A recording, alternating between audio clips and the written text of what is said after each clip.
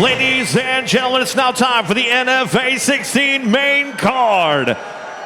St. Louis, are you ready? Now making his way to the NFA cage, Corey Donovan. All right, guys, Corey Donovan here, 31 years old, trying to kick off this main card here. He says his fight style is freestyle. Now he as well, he rocks a killer mustache out of Absolute Martial Arts, but we know that he comes from a tough gym with all these great training partners. He's well-rounded. This is going to be a big test, though. Tavon Taylor is a big, tough test. And experienced. And his experience, yeah. And, you know, out of 3 wins, Corey's got 3 finishes, so he's going to try to keep that streak alive. And we're going to see what he can do against Tavon Taylor. Yeah, Corey's been doing a lot. He's going to be a firefighter, so he's been doing a lot of firefighter training. So he's had a little bit of a layoff, not much though, but he's taking a little break to focus on that. And this is his big return. He's going to want to make a statement, probably with a knockout. Crowd is ready. It is buzzing. I don't know if you saw in the intermission, fellas. There are a lot of people here, and it's an exciting night of fights here in St. Louis. It's the main card for NFA 16 as the crowd gets excited for Corey Donovan to jump into the cage to get things going. He's one half of the first fight of the main card. His opponent now making his way to the NFA cage, Tavon Taylor. So we talk about Tavon, very experienced. He is 31 years old. He's wanting to make that pro jump. So a decisive win here would really help with that argument for him to go pro. He is currently, this is a weird one. So since he's thinking about turning pro, he's kind of with the Wolves Den, but he still also trains with Flager Fight Systems, because that was his original home. And you see that a lot when a guy goes pro, they end up getting more than one gym. You need a little more training partners. And as we know, Wolves Den has a lot of good pros there. Absolutely. Including UFC Sean Woodson. So he's starting to learn Mop Jiu-Jitsu, we talked about earlier with Andrew Mop Elders. You know, I don't think he is anymore. We used to say he was, you know, everybody kind of underrated jiu-jitsu guy. I think people know him now. His fighters have put him on the map. So Tavon is 6-3 in MMA, 2-1 in boxing. He's an ex-champion of ours, and he wants to get that belt back, plain and simple. Yeah, and the one thing with Tavon Taylor, guys, Tavon is very, big, right? I fought at 185 pounds most of my career, and I stood next to him, and I'm like, I don't want to fight a guy like this. No. He's taller than me. He's got bigger muscles, barely, but he's built. He's built for this. Like, he's long, lanky, and this is going to be one hell of a fight. And the scary part is, he said this was the best weight cut he had, the easiest he's done. It's not just the weight cut, guys. Yeah. He's just built. He's built different, as the kids say. Yeah.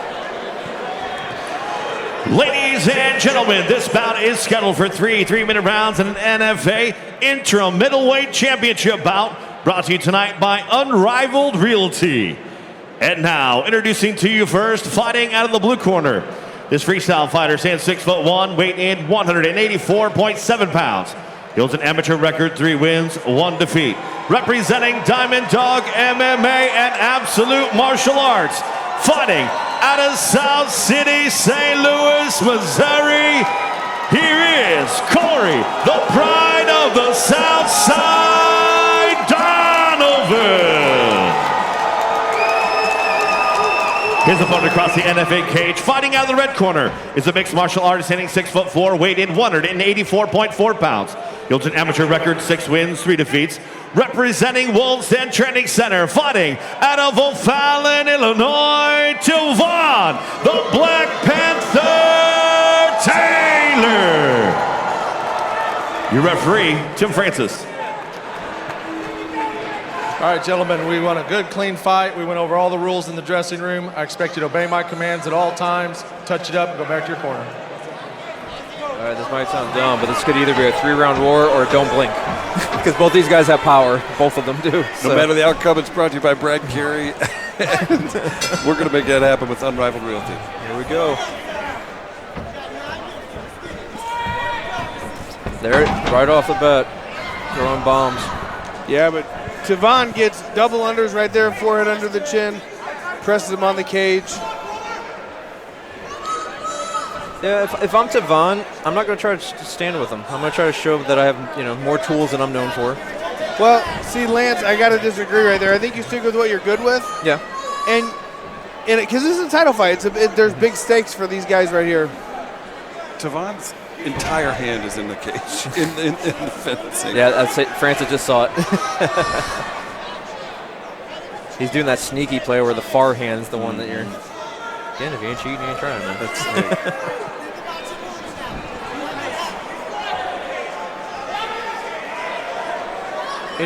And Adam, to your point, he might just be trying to wear him down. Exactly. Because, again, I fought at 185 pounds. I walked around about 215. You make this cut, you're back up to over 200 pounds. This is just a heavy. You got to be heavy pressure on your opponent right here to wear him out, make him carry your weight.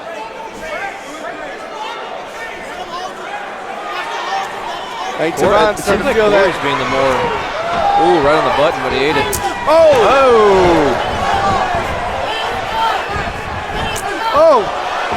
That was an interesting block. I'm getting scared. Oh! I think Tavon Taylor. Oh, leg lock. Straight knee bar. That's tight. Yeah, there it is. Yep. Wow. Oh, wow. That was impressive. He went right for it, too. He went right for that, too. You don't get to see a finish like that, and that just kicks off the main card in style with the knee bar. We do hope that both fighters are all right. Mr. Donovan, definitely, you've got to be careful with those. You saw right when it was in. He fought it, and you seen him shake his head and say, kind of scream no, and then thought for 2 right seconds. There, yep, right there. He's like, damn it, he got me. Yeah, knee bars. The problem with knee bars is they don't hurt until you're hurt, and then it's too late. It's done. Yeah. There's not much time to. So we've got a belt. Brad Carey enters the cage, checking on his fighter, making sure he's got the belt. Shout out to our ringside physicians, nursing staff, everybody keeping an eye on things as well. Not the comeback Corey was hoping for, but he was putting up a good fight. He just got caught in a scramble, and short amount of time, they look like they belonged in there together. If that makes any kind of sense. Well, and I couldn't tell. I don't know if Tavon either fell or Corey clipped him, but either way, Corey was in the good position, and Tavon just grabbed that leg and did not let go. Without question, yeah. And I thought he recovered nicely. Again, slip, knocked over, whatever it was. Yep. He stayed ready, and he finished the fight with. I wouldn't have expected this to end by knee bar at all. No. That's good to see Corey standing up. That's good. It is a fight, people. It's a fight, yeah. Unfortunately. As we told you earlier. It's weird. You want as much blood and things as you do, but you don't want them hurt either. It's weird. It's a without question. Yeah, great fight and tough competitors. We'll throw it to the cage for the official decision. Mike, it's all you. Ladies and gentlemen, your referee Tim Francis called a stop to this fight. 1 minute, 44 seconds in the very first round, declaring a winner by tap out in a knee bar. And new interim NFA middleweight champion, Tavon